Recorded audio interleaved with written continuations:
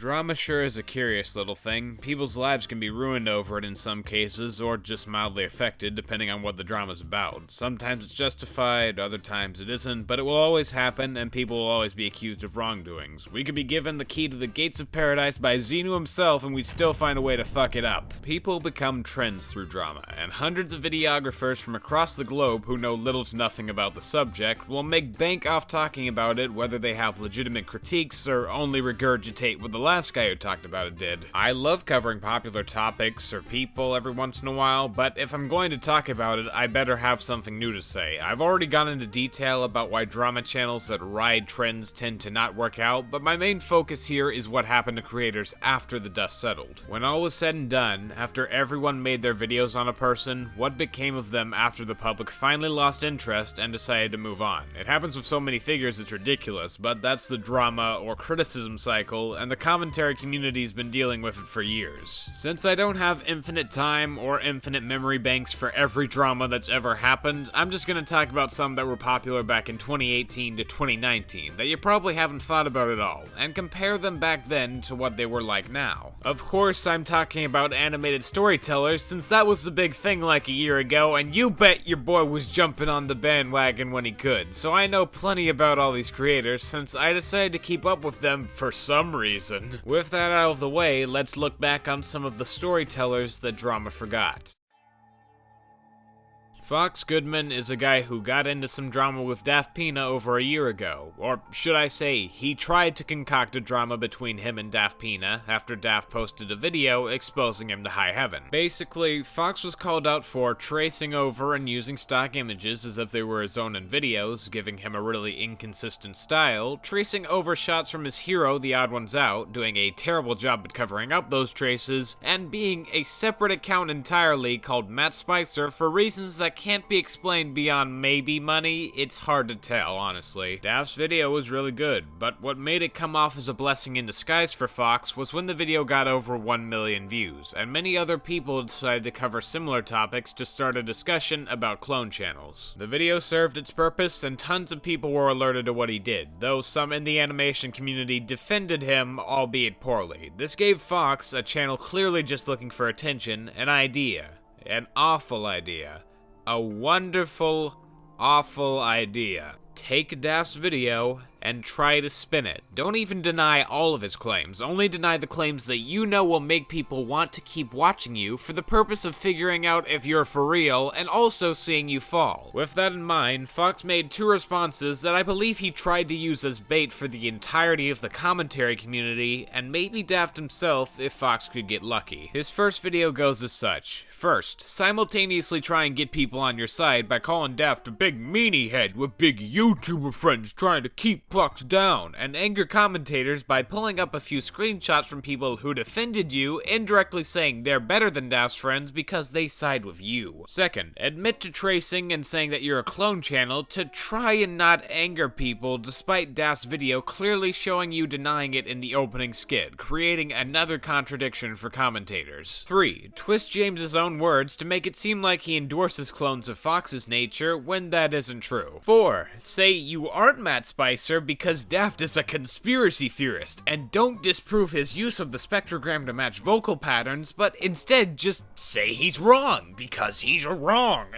and probably thinks the Illuminati's real and the moon landing didn't happen. 5. Challenge Daft to an impossible bet where he needs to do a double-faced reveal of Fox for money he wants to pocket from his quote-unquote fans. $100,000 to be exact from a GoFundMe. This was obviously an attempt to get Daft to respond because who can turn down $100,000? Daft could, because he had basic logic and knew the goal would never be reached, and responding at that point would only give him more attention, so he didn't give Fox what he wanted. That video gets a few responses and a ton of views, just what Fox was hoping for. He waits a few days and makes another video. This time, he retracts his previous statement, says he talked to The Odd Ones Out without proof, and says he might do a video disproving that he and Matt Spicer are the same person. I don't know, sometime. I guess you'll just have to wait till he reaches 50,000 subscribers. Yuck, yuck. Oh wait, during that waiting period, his channel was way less popular, and he never reached anywhere near that milestone. Better bring it up in 2 similarly titled videos only 2 weeks apart to try and re-spark interest in my dead channel. It's only a coincidence I decided to make these after Pinely made a popular video about me. What are you even talking about? He does eventually make the Discord call happen in 2 videos. The videos are poorly edited, we can see words don't line up with the green symbol for talking, and it feels really scripted. So, are they the same?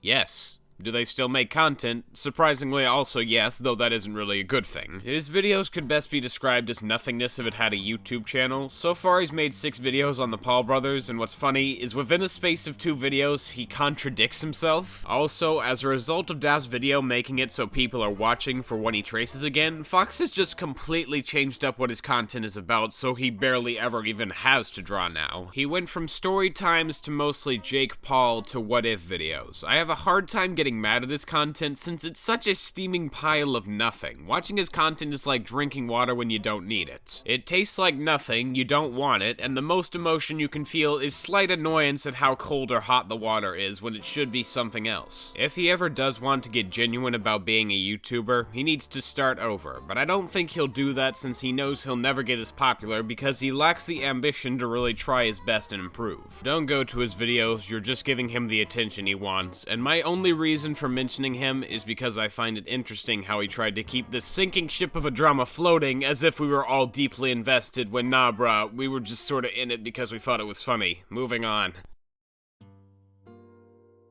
Spechie at one point was the channel to talk about when you wanted to gain some attention fast. Am I saying she wasn't worth criticizing? No, not at all. She was a hard figure to like with her constantly pessimistic attitude, and some of her actions like posting videos about people she knew where she alludes to whom she's talking about aren't exactly nice. She did have a stagnation of art progression in her videos after a point, and sometimes could exhibit a hard time taking criticism from those around her. Sure, some did take it a little too far and went beyond just criticism, but others were perfectly reasonable, and though it did take some convincing, she did eventually decide she wanted to improve her content and use the criticism she got to show she was up to the challenge. Before the criticism, she made 2 main videos that people disliked, one where she talked about depression and claimed to have possibly had it just because she thought so, and one where she complains about how her teacher didn't like her because she didn't do the work she was supposed to. A while after the criticism, she deleted these videos and apologized with a new sprite that looks much more professional and had much more effort put into it than her previous. Unfortunately,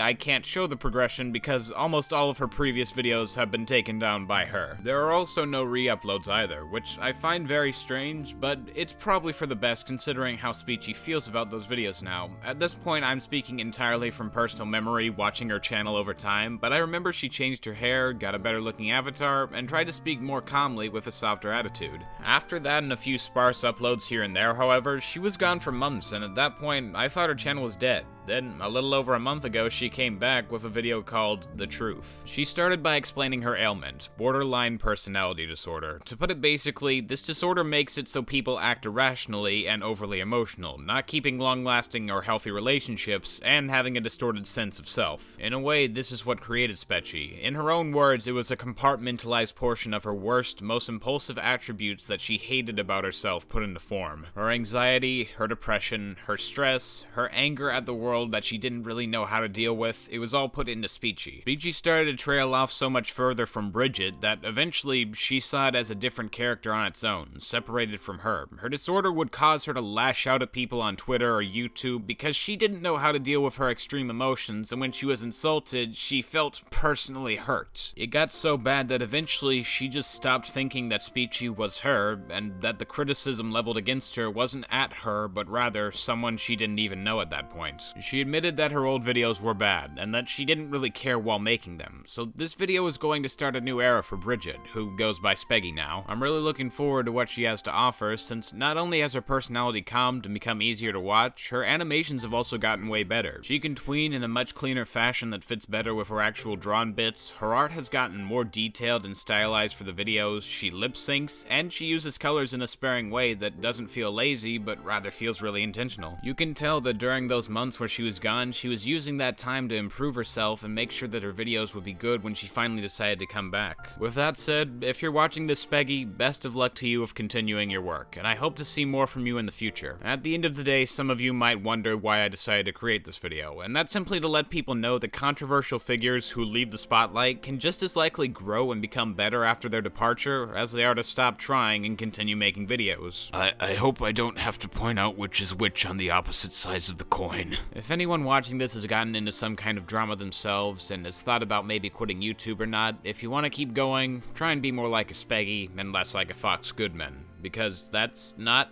good, man. Ah, got him. So to close, remember to always examine people you had interest in beforehand. Who knows, they could be great now. Thanks for watching, and good night.